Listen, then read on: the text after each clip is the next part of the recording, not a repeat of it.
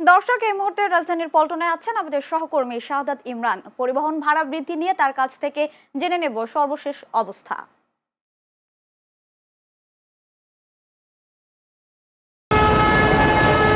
জিলিমা, যেমনটি আপনি জানতে চেয়েছিলেন, জ্বালানি তেলের মূল্য বৃদ্ধির পর কিন্তু কয়েক দফা বৈঠকের পর গণপরিবহনের ভাড়া কিন্তু বৃদ্ধি করা হয়েছে এবং সেখানে প্রতি কিলোমিটার 11 পয়সা সরকারের তরফ থেকে বৃদ্ধি করা হয়েছে। তো আমরা সকাল থেকে রাজধানীর বিভিন্ন বাস স্টপেজগুলোতে ঘুরেছি। আমি যদি আমরা পেছনে এখন গণপরিবহনের চিত্র যদি একটু দেখাতে চাই, আপনারা জানেন যে সরকারি সাপ্তাহিক ছুটির দিন হওয়ায় কিন্তু গণপরিবহনের যাত্রী সংখ্যা কিন্তু কিছুটা কম।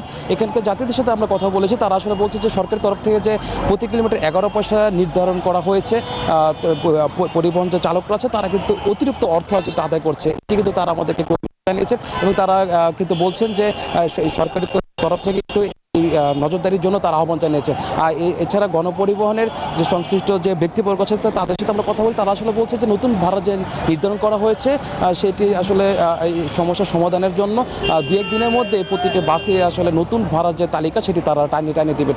এছাড়া যদি আমরা তার একটু আমরা আপনাদেরকে জানিয়ে রাখছি, দেশের চলমান জ্বালানি সংকটের যৌক্তিক সমাধান খুঁজতে এবং ঐক্যবদ্ধভাবে কাজ করার জন্য কিন্তু সরকারের তরফ থেকে 10 সদস্যের একটি সংসদীয় কমিটি গঠন করা হয়েছে এবং সেখানে কিন্তু বিদ্যুৎ জ্বালানি ও খনিজ সম্পদ মন্ত্রণালয়ের মন্ত্রী ইকবাল হাসান মাহমুদ টুকুকে প্রদান করে কিন্তু সরকারি দলের থেকে 5 জন এবং বিরোধী দলের থেকে কিন্তু 5 জনকে কিন্তু নেওয়া হয়েছে। আশা করা হচ্ছে যে এই কমিটির পরামর্শে যে জ্বালানি সংকটটা অনেকটা কিন্তু আপনার নিরসন পাবে।